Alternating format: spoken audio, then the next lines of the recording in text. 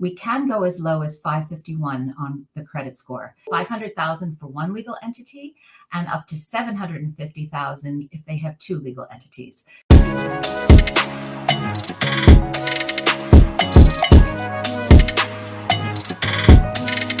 What's up, YouTube? Welcome to the Credit Plug channel. So for today's video, we have a very special guest. We have Karen Coleman from ARF Financial. As a lot of you are aware, we did a review on ARF about 6 months ago. ARF is a direct lender that offers a variety of business financing solutions to small and medium-sized businesses. So it's a pleasure to have you on, Karen. Welcome to the channel. Thank you so much. It's an honor to be on your station or your YouTube channel. You do a terrific job for all of your subscribers, and I really appreciate the opportunity to be on. Thank you.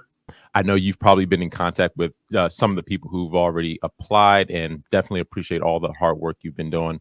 So let's jump right into it. So I know ARF isn't like, one of the big banks, right? But how does ARF kind of fit into the overall business lending landscape in terms of your business model? What types of borrowers kind of fit the ARF profile? Absolutely. Thank you so much.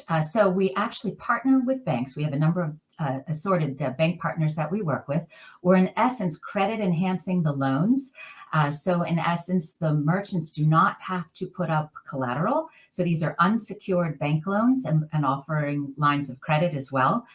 The types of borrowers that we're looking for are people that are at least, we actually have two types of platforms technically. We have our preferred industry types, like for example, restaurants, somewhere where they can come in physically, either provide a service, maybe like a doctor's office or a medical practice, or maybe a liquor store, salon, something like that. And then we also have our expanded portfolio, which we started last year, where we can do wholesale, or we could do manufacturing, maybe a food processor, something like that. But it's important that it's not a home-based business. We do not do any kind of home-based businesses. We need to have a brick and mortar type location where maybe they have a website as well. We look at that too. And for our preferred industries, we need at least 1 month in business. So we look at 1 full month and we'll take that times 12. And depending on how long they've been in business, so at least 1 month. Or we also look at, for our expanded portfolio, they need at least 2 years in business. And our average tends to be about maybe 200,000 a year. It has to be at least 200,000 a year. But I'll have to say a lot of our businesses that we work with are larger. However, we can go 500,000 for one legal entity and up to 750,000 if they have two legal entities. So it just depends on time in business, how much sales volume they bring in, what their credit score is. And we also look at home ownership. What we've discovered over time is if someone has a home in their name, they've just been a better borrower for us because we've been in business now over 20 years. And we've noticed that they've just been better borrowers for us. We have all different types of lending. The one thing though that I would mention is we do get a lot of requests for trucking and for construction. And unfortunately, we don't do those businesses. But there are certainly many others that we can help. Can you dive into like all of the different data points that are used to assess a borrower in terms of, and you already stated, the income, the monthly and annual income. What about credit scores? What type of credit scores, would be the minimum threshold? And is there a particular credit bureau or credit model that's being used to kind of create that baseline? Yes. So I'd say our average tends to be 650 to 700 or even above 700. However, we can go as low as 551 on the credit score. And we do look at all the credit bureaus, but we use Equifax. So that's that we have discovered is a good bureau for us, and that's who we use. So we have a number of different terms. We have fixed terms that can go out either for a year, year and a half. Now we've actually, as of last week, are offering 2.5, even 3-year terms. We're going back to our roots. During the pandemic, we had to scale back, but now we are back to offering longer terms, larger loans. We can, in essence, go up to 500,000, as I mentioned before, on one entity, but they would need to be open for a longer period of time and certainly have that volume. So it does depend on their time in business. Little as 1 month, but the longer you're in business, 3 years, 4 years, 5 years, you're going to be able to qualify for more. And the opportunity for them to extend out longer, if they have a larger loan, will make their weekly payments less because it is a weekly withdrawal from their checking account. As I mentioned before, we look at the time in business. We look at their credit score, whether or not they have a have a home ownership, and they don't have to, but they'll just qualify for more if they do, and the sales volume. So those are the criteria that we look at. We have fixed terms. Again, we have something called flex pay, amortized out over 2 years, but to pay off in 1 year. That will make your weekly payments much lower because what we'll do is we could take either 25%, 33%, or 50% of the principal and push it to the end like a balloon, but we call it a deferred payment. And the merchant at that time has the ability to decide, what would we like to do? Do we want to wire the funds and be all finished? They may have had a project. Maybe they opened up a new location, for example, and the new place is doing great, and they have that opportunity to wire the funds and they're all finished. Or they may decide, okay, now I'd like to roll it out into the extended term. And so they are welcome to do that. Or maybe it worked out great for them and they'd say, now we have another project. We're going to open up another new location. We'd like to be able to extend out and refinance and get a new loan and another line of credit. And with any of our products, for example, let's say a merchant qualifies for 200,000 and they only need 100 right now. They can take 100,000 and have the rest of their approval go as a line of credit, and that availability for that line of credit is for up to 6 months, and they can take up to 5 drafts during that 6-month time frame. So it's a nice opportunity for them to get the money now, get it working for them. And a number of our merchants many times are bankable and are waiting for that SBA loan, for example. They have that opportunity to take the funds now, get it working for them.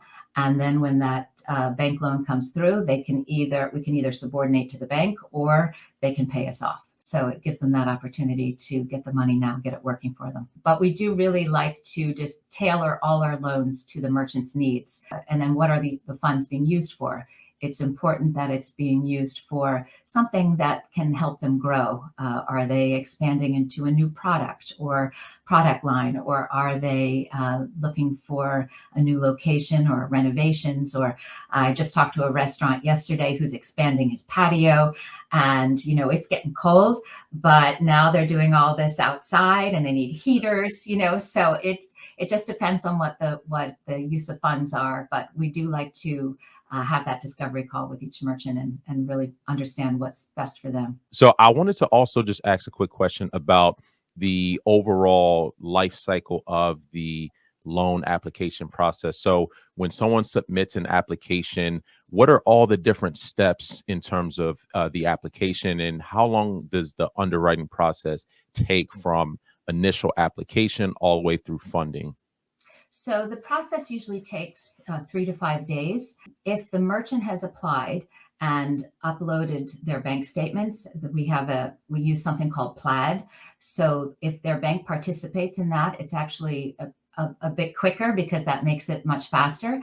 If the bank does not participate, we look at the last 3 months of bank statements. Usually it'll take about 3 to 5 days, but we do also have a landlord phone call. So sometimes that can delay the process. So then I'll say a week, but it's pretty quick. One thing we talk about a lot on our channel are data points, just so that, prospective borrowers are aware of any type of roadblocks that might prevent them from being able to get a loan. Is there anything else that a borrower should be aware of during the application process?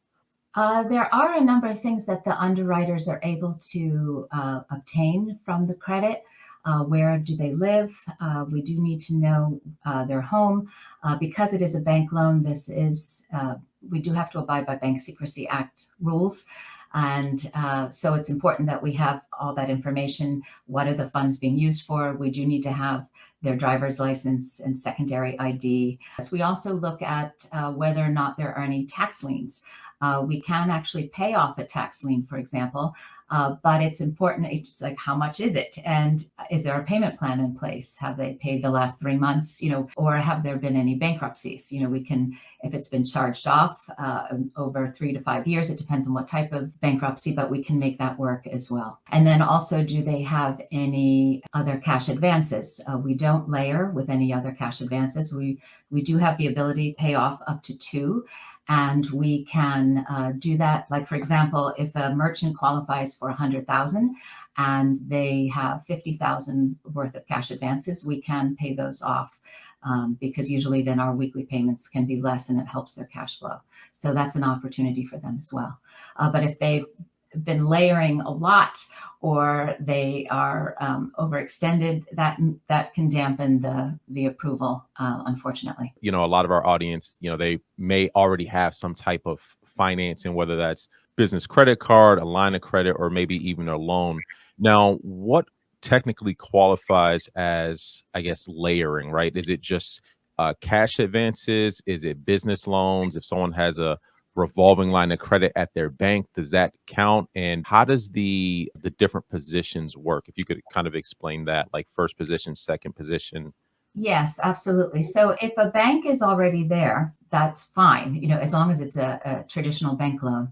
If they have borrowed from another company that has a cash advance of some sort, they may be pulling from their credit cards daily or from their bank account daily. That's something that we would have to pay off if the balance makes sense, and if that can get approved. It's worth a discovery call just to see whether or not that can make sense, but it would be important to know what's their balance now. How soon did they just take those funds? It's important that merchants don't take too much money and overextend themselves. It's almost like buying a home. Sometimes I want to go into my house and say, I want to renovate this whole house, but I've got to do this in tranches. So I always say that even to business owners, it's important to do things as you can afford them. And sometimes you have to do it over a longer period of time. And when you borrow from all these different companies, that's not healthy for your business. It's important to look at that and really understand, why do they continue to take money? Because sometimes if you've overextended yourself, you're wanting to borrow again just to keep up with that cash flow of having to make those payments. Ours is not a cash advance. It's actually a loan. Interest is all tax deductible. And it's important that merchants don't overextend themselves, because that can really hurt their business. That's why we're always having that conversation with the merchant to understand the full picture of not only what the funds are for, but what do they currently have, and when did they take those funds, and when are they needing it again? And do they need this every year around the same time, like for a seasonal type purpose? Are they in growth mode? It's important to look at all those different factors. So if anyone is interested in exploring financial options with ARF, we've dropped a link in the description of the video. Again, Karen, it's a pleasure. I definitely appreciate all the great work you guys are doing over there. Thank you so much. Love helping your merchants. They're terrific. Absolutely. Well, thank you very much. And hopefully, we'll have you back on someday. Definitely appreciate you coming on to share some wisdom with our subscribers. We greatly appreciate it. So thank you very much. Absolutely. Let's make 2022 a great year. Thank you.